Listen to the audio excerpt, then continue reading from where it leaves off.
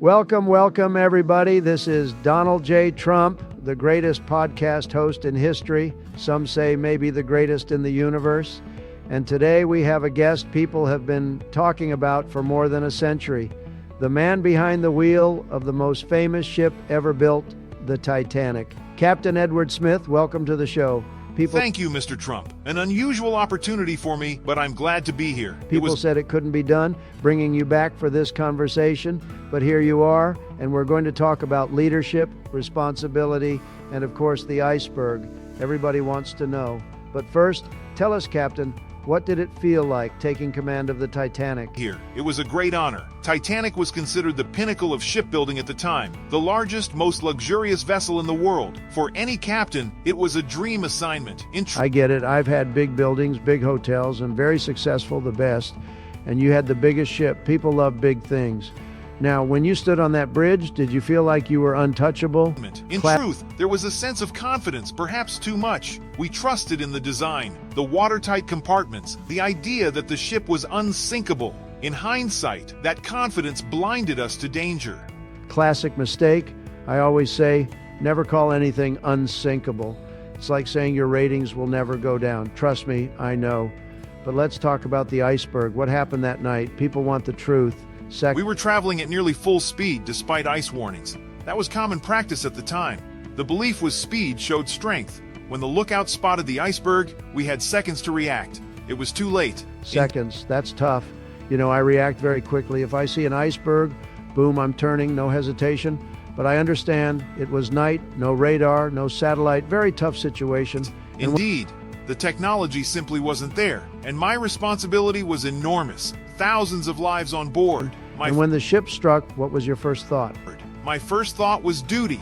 We had to assess the damage and secure the passengers. But as soon as the compartments began flooding, I knew it was catastrophic. That's leadership. Many people would have panicked. You didn't. But let me ask, women and children first. That's what people remember. Was that your call? It was the tradition of the sea. In times of peril, the most vulnerable were to be protected first. I followed that principle. Good call. But I'll tell you, Captain, if it were me, I'd have had enough lifeboats for everybody. That's basic business. Don't cut corners.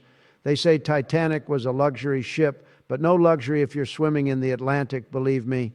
The lifeboat shortage was indeed the greatest tragedy. Regulations required fewer lifeboats than were needed, and the ship complied with those rules, but it was not enough. Regulations, I've dealt with those. Sometimes they help, sometimes they kill you. In your case, they sank you. Now, literally. Now, let's be honest. Do you blame yourself or the iceberg or the owners of the ship? Responsibility rests with me as captain, but the culture of overconfidence in the ship's design and the company's desire for speed played their roles. Fair answer.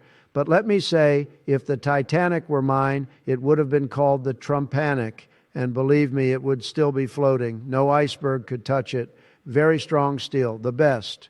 Confidence was our downfall once before. True, maybe not too much confidence, but people admire boldness. That's why they still talk about you, Captain. They talk about the tragedy. I would rather be remembered for my service, my years at sea, and not only for that night. Captain, that's powerful.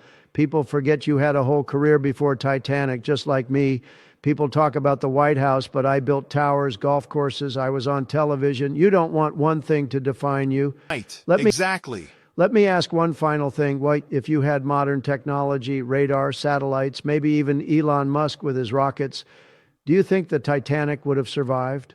Absolutely. With today's tools, we'd have detected the iceberg hours in advance. The ship would have slowed or changed course. The disaster was preventable with modern advances. Sad, but true. Well, Captain, you may have gone down with the ship, but today you came up for the podcast. That's a tremendous comeback. Nobody's ever done it before.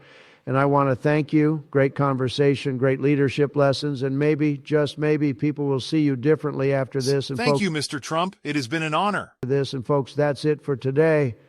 Titanic Talk, tremendous insights. Remember, always watch out for icebergs. We'll see you next time.